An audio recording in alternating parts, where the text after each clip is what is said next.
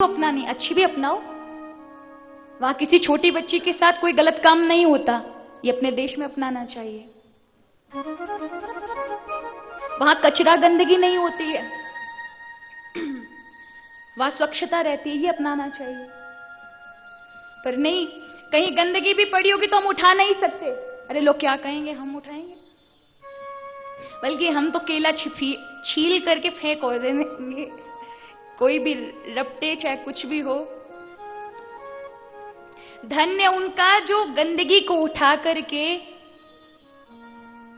और एक जगह इकट्ठा करते, उन्हें छोटा मत समझिए, वो बहुत बड़े लोग हैं जो पवित्रता ला रहे हैं।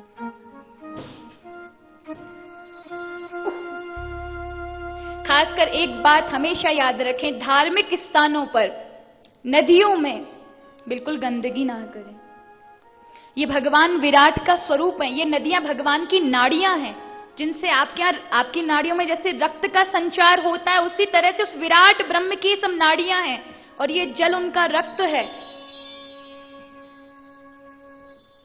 ये प्रभु की नाड़ियां हैं, इनको हम गंदा ना करें। ये वृक्ष भगवान के रोम हैं, बाल हैं, रोम हैं, उन्हें ना काटें। सबसे बड़ा पुण्य आशीर्वाद यही है कि आप गंगा, यमुना, नर्मदा आदि जैसी, अलकनंदा जैसी नदियों में हम गंदगी ना करें, कुछ भी अनाप शनाप ना फेंकें, कुछ भी पॉलिथीन आदि ना फेंकें, बल्कि कुछ गंदगी हो तो आकर कूड़ेदान में डाल दें। लेकिन वहां अगर खुद से उपदेशित करने से कुछ नहीं होता, हमें जीवन में प्रत्येक व्यक्ति को अपनाना चाहिए। यदि आपने अपना लिया, आपको देखकर चार अपना लेंगे, लेकिन हम कुछ करें नहीं और केवल बोलने से कुछ नहीं होगा।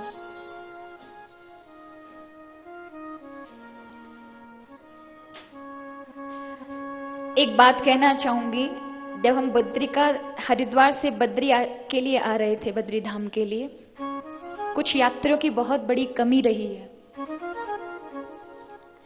आप अन्न का कभी अपमान मत किया करें। कहते हैं अन्न का कण और संत का क्षण कभी बर्बाद नहीं करना चाहिए। आपको नहीं भाता तो आप गाय हैं, कुत्ते हैं, या जो भूखे उनको दे सकते हैं, पर इस तरह से अन्न को फेंकना सड़क पर, वो बहुत गलत है। आप अन्न के लिए तरस जाएंगे। अन्न भगवान का अपमान है। अरे कितने लोग भूखे रह जाते हैं, किसान कितना कुछ झेल करके एक गेहूं की बाल को किस तरह से बड़ा करता है, फिर उसको काटता है, और वो कट करके पिस करके आपकी थाली में, वो गेहूं भी सोचता है कितना धूप छांव तूफान सह करके इसकी थाली पर पड़ा, और इसने तो मुझे खाया नहीं, फेंक दिया। वहां कुछ मिला था आपको, हरिद्वार से कुछ पैकेट वगैरह मिले थे, लेकिन रास्ते में जब मैं आ रही थी तो मैंने देखा सड़क पर तमाम पैकेट फिके पड़े थे, और उसमें जो अन्न आदि था वो बिखरा पड़ा था। ये अपमान नहीं है? कैसी आप भक्ति कर रहे हैं? आप साक्षात भगवान का अपमान करते चले आ रहे हैं। आपको नहीं भा रहा, किसी ऐसी जगह किसी ऐसे प्राणी को दे दें। रास्ते में कुत्ते नहीं मिले थे, आपने कहीं तो कुछ रोका होगा ना। पर हमारे अंदर कहां, हमें तो अपमान करना है। हमेशा याद रखें, कभी भी अन्न का, इस बात से जैन संप्रदाय बहुत अच्छा है। हमारे दादाजी के यहां भी ये सब सुविधा बहुत अच्छी है कि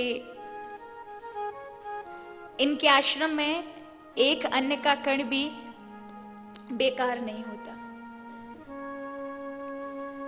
हम जब जाते हैं तो हमारी आदत है कि हम ज्यादा पा नहीं सकते भोजन आदि, तो उतना ही नियम में लेते हैं, लेकिन फिर भी कुछ बच जाता है तो हमारी जो होते हैं साथ में वो ले लेते हैं। और साथ में ये होना ही चाहिए कि अन्न का कण हम उतना ही रखें जितना हम पा सकें। अन्न का कण बिगड़ना नहीं चाहिए। तो आगे से याद रखें, कभी भी अन्न अगर नहीं भा रहा तो ना लें, लेकिन अन्न को बिगाड़े ना। आज वह परमात्मा जिनको बिना भागवत कथा के, बिना भागवत दर्शन के जाना नहीं जा सकता। जैसे मैं यहां से कहूं कि आप ऊपर छत पर खड़े होकर के जरा हरिद्वार को देखकर बताइए कैसा दिख रहा है, तो आप कहेंगे यहाँ तो दूर दूर तक दर्शन ही नहीं होंगे।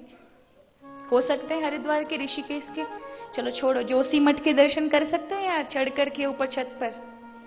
नहीं कर सकते ना। उसके लिए क्या करना पड़ेगा? जोशीमठ जाना पड़ेगा, तब दे आपको दर्शन होंगे जोशीमठ के। आपको हरिद्वार जाना पड़ेगा, तब हरिद्वार के दर्शन होंगे। ठीक इसी तरह से भगवान को जानना है तो भगवान के नजदीक जाना पड़ेगा, भगवान के नजदीक आना पड़ेगा। और नजदीक कौन लाता है?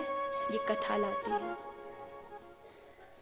इसलिए कहा सदा सेव्या श्रीमद् भागवती कथा यस्या श्रवण मात्रेन हरिचित्तम समाश्रयित। आप सदा श्रवण करते रहिए, सदा सुनते सुनते सुनते आपके चित्त में भगवान आ जाएंगे। देखो, जब तक आपके शरीर में, ये मत सोचिए कि आपका शरीर काम करता है। आप चाहें ना कि मुझे यहां जाना, लेकिन मन बड़ा प्रबल होता है, मन बड़ा ताकतवर होता है। वो शरीर को कहता है तेरी चलेगी कि मेरी चलेगी, मैं नहीं जाऊंगा। तो शरीर चाहे कितना भी जानने का प्रयत्न करे, वो यहां के पंडाल में भी बैठ जाएगा, लेकिन मन कहीं और घूम रहा है, तो फिर फायदा नहीं है। लेकिन यही मन जब चित्त बन जाता है, यानी पवित्र बन जाता है, तो उसको चित्त कह दिया जाता है। और चित्त को भगवान चुरा लेते हैं। याद रखिए, ये मन, आप किसी तीर्थ में चले गए, आपने कथा श्रवण की, आपने कुछ अच्छा काम किया तो शुद्ध हो जाता है, लेकिन फिर अशुद्ध भी हो सकता है। कुछ दिन शुद्ध रहेगा, कुछ दिन अशुद्ध रहेगा, कुछ दिन शुद्ध रहा, कुछ दिन अशुद्ध रहा, ऐसा ही चलता रहता है। क्यों ना इस मन को विशुद्ध कर लिया जाए। और वो विशुद्ध कब होगा? जब इस मन को आप भगवान को अर्पण कर देंगे। और जब आप अर्पण कर देते हैं मन को, तो ये मन पवित्र हो जाता है, विशुद्ध हो जाता है, चित्त बन जाता है। और चित्त को भगवान कृष्ण, उनका नाम है ना चित्त चोर। क्या चुराते हैं? चित्त को चुराते हैं। हम लोगों ने रख दिया है कि माखन चुराते हैं।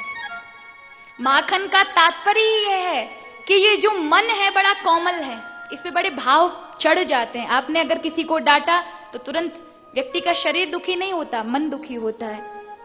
किसी ने कुछ कहा तो वो सहन किस पे नहीं हुआ? मन से नहीं हुआ। मन बड़ा कोमल है, माखन भी तो कोमल है ना, हल्की सी गर्मी में पिघल जाया करता है। इसी तरह से ये मन है, जैसा आप इसे बनाना चाहें वैसे ढल जाता है। तो आज प्रभु से यही प्रार्थना करें, प्रभु ये जो हमारा चित्त है, ये मन है, ये चित्त बन जाए। और जब ये प्रभु के चरणों में समर्पित हो जाता है तो क्या होता है? फिर आपको सुख दुख का झंझट नहीं होता। ऐसा नहीं है कि सुख दुख खत्म हो जाएंगे, वो नहीं खत्म हो सकते महाराज। वो तो जीवन भर लगे, क्योंकि प्रारब्ध में जो हमने काम कर दिए हैं, पहले जो काम कर दिए वो तो भोगने हैं। कुछ लोग क्या सोचते हैं कि भगवान के मंदिर जाकर शायद हमारे दुख मिट जाएंगे, यहां जाकर हमारा ये हो जाए। हमेशा इसीलिए रोते रहते हैं कि कुछ दुख कम होंगे। भक्त कभी ये नहीं कहता कि दुख कम हो, बल्कि ये कहता है, क्योंकि अगर दुख कम भी हो गए तो फिर आने हैं। दुख कम नहीं हो सकते, उतने के उतने रहेंगे। लेकिन क्या होता है कि जब आप कहते हैं भगवान ये दुख दूर कर दीजिए, तो वो दूर थोड़ी देर के लिए हो जाते हैं, है ना, महीना, 6 महीना, शायद साल भर हो जाए, लेकिन फिर दोबारा से आने हैं। आप क्या चाहते हैं? वो दोबारा से पड़े या कभी ना आए? कभी ना आए चाहेंगे ना? तो उसके लिए क्या करें? प्रभु से कहें, प्रभु वो ऊर्जा, ताकत हमें दें कि ये दुखों को हम झेल सके और हमारा प्रारब्ध मिट जाए, ये दुख दोबारा हमें दुख प्रदान ना कर सकें। याद रखिए, जब आप प्रभु की शरण लेते हैं, जो नास्तिकवादी लोग हैं वो सुखी नहीं रह पाते, क्योंकि वो अपने आप को ही सब कुछ समझते हैं। वो सोचते हैं कि कोई संसार को नहीं चला रहा है, हम ही हैं जो चला रहे हैं, इंसान ही जो कुछ कर रहा है। और उसी के कारण वो हमेशा समस्या में घिरा रहता है, क्योंकि उससे कोई माध्यम नहीं मिला। और हमारे लिए प्रभु माध्यम है। जब हम उनसे निवेदित करते हैं तो हमारे जो दुख हैं वो उतने के उतने रहते हैं, लेकिन दुखों को सामना करने के लिए हम विशाल बन जाते हैं। और ऐसे उन दुखों को पार कर जाते हैं जैसे एक छोटे से गाय के खुर का कोई गड्ढा बना हो और उसको इंसान कितनी आसानी से पार कर लेता है, कोई छलांग नहीं लगानी पड़ती और उसे पता भी नहीं चलता कि वो गड्ढा है। ठीक इसी तरह से आप भी उन दुखों को, बड़े बड़े दुखों को इस तरह से पार कर लेते हैं जैसे कि वो दुख थे ही नहीं, वो तो एक छोटी मोटी सी बात थी और चली गई। इसीलिए बड़े बड़े भक्तों को दुखों का प्रभाव नहीं था। दुख जो होते हैं जीवन में ये बड़े अच्छे होते हैं महाराज, मुझे तो बड़े अच्छे लगते हैं, होना चाहिए। भक्त खुद कहता है प्रभु थोड़े बहुत दुख तो आप दिया करें, क्योंकि देंगे तभी आप याद आएंगे। सुखों में तो महाराज कोई याद करना चाहता नहीं। चाहते हैं क्या? अब आप लोग चाहें वो बात अलग है, लेकिन हर कोई नहीं चाहता। दुखों में भगवान याद आते हैं, सुखों में प्रभु से दूरी बन जाती है। याद रखिए, सुख अगर आ गया तो वो दुख देकर जाएगा, लेकिन दुख अगर गया तो अपने पीछे सुख ही देकर जाता है। कितना महान काम करता है, अपने पराये का पता करवाता है, कौन तुम्हारा अपना था, कौन तुम्हारा पराया था, किसने तुम्हारा साथ दिया ऐसी घड़ी में। तुम्हारी पत्नी, बच्चे, भाई आदि जो तुम्हारे पीछे लगते थे, वो दुख में आपके साथ कितना साथ चले, ये कौन बताता है? दुख सुख में तो सब आपके ही हैं। तो दुख बहुत अच्छा है, लेकिन परमात्मा को जब हम अपना दुख निवेदित करते हैं, परमात्मा आप हैं तो मुझे किसी प्रकार का कोई कष्ट नहीं है, मेरे अकेले थोड़ी ना है ये दुख, ये तो आपके भी हैं, तो मेरे पे तो बस कृपा करिए। ऐसा करते ही व्यक्ति के दुखों का जो प्रभाव होता है वो हट जाया करता है, उसे कोई प्रभाव नहीं लगता। एक बार क्या हुआ, एक किराएदार ने रात को मकान मालिक को फोन किया, रात के ठीक 12 बजे। अब उसने घंटी की तो मकान मालिक ने फोन उठाया, भाई इतनी रात को क्यों कॉल किया, क्या घर में आग लग गई है? बोले नहीं नहीं, घर में आग नहीं लगी। तो फिर किस लिए कॉल किया? बोले बात ये है कि अगली 30 तारीख को आपका किराया नहीं मिलेगा। ये सुनते ही जो मकान मालिक था कहने लगा, ये बात बताने के लिए तूने मेरी रात की नींद खराब करी, अब मुझे नींद नहीं आएगी। बोले मैं क्या करूं, रात के 12 बज गए, यही चिंता में मेरी नींद उड़ गई थी, मैंने सोचा तुम आराम से सो रहे हो, मैं तुम्हें बता दूं, मैं ही अकेला क्यों इस दुख को झेलूं, तुम्हें भी झेलने को मिले। तो यही है, जब भक्त भगवान को निवेदित करता है तो वो कहता मेरे अकेला थोड़ी ना कष्ट, ये तो आपका भी है, क्योंकि आप मेरे से अलग थोड़ी हैं, पराये थोड़ी हैं, मेरे अपने हैं। तो वह दुख बट जाता है, उसका प्रभाव आप पर नहीं होता। इसलिए बड़े बड़े भक्तों की जीवनी पकड़ लीजिए, बड़े बड़े भक्तों को आप देखिए, उनके जीवन में अत्यधिक कष्ट है, चाहे वो तुलसीदास जी हों, चाहे वो कालिदास हों। कालिदास के जीवन में कितना बड़ा कष्ट था कि एक विद्वान नारी थी और ब्राह्मणों के द्वारा उसे नीचा दिखाना था, क्योंकि अपनी विद्वता में जब बड़ी थी उसने बड़े ब्राह्मणों को पराजित कर दिया, बड़े बड़े विद्वानों को। तो विद्वानों ने कहा इसका विवाह तो, क्योंकि उसने ये कहा था कि जो मुझसे विद्वान होगा, मुझसे बड़ा विद्वान होगा, उसी के साथ मेरा विवाह होगा। ब्राह्मणों ने कालिदास जी जो बड़े मूर्ख थे, जिनको वाणी का भी कुछ पता नहीं था, क्या बोलना है क्या, ऐसे मूर्ख व्यक्ति थे, ब्राह्मणों ने कहा ऐसे महान मूर्ख के साथ इसका ब्याह कराएंगे। बड़ा हमसे बोल रही थी कि हम मेरा विवाह मेरे से भी बढ़कर विद्वानों से, और हमें ठुकरा दिया। और कालिदास ने कहा तू कुछ मत कहना, बस हम समझा देंगे, तेरा विवाह बहुत अच्छे विद्वान कन्या से होगा।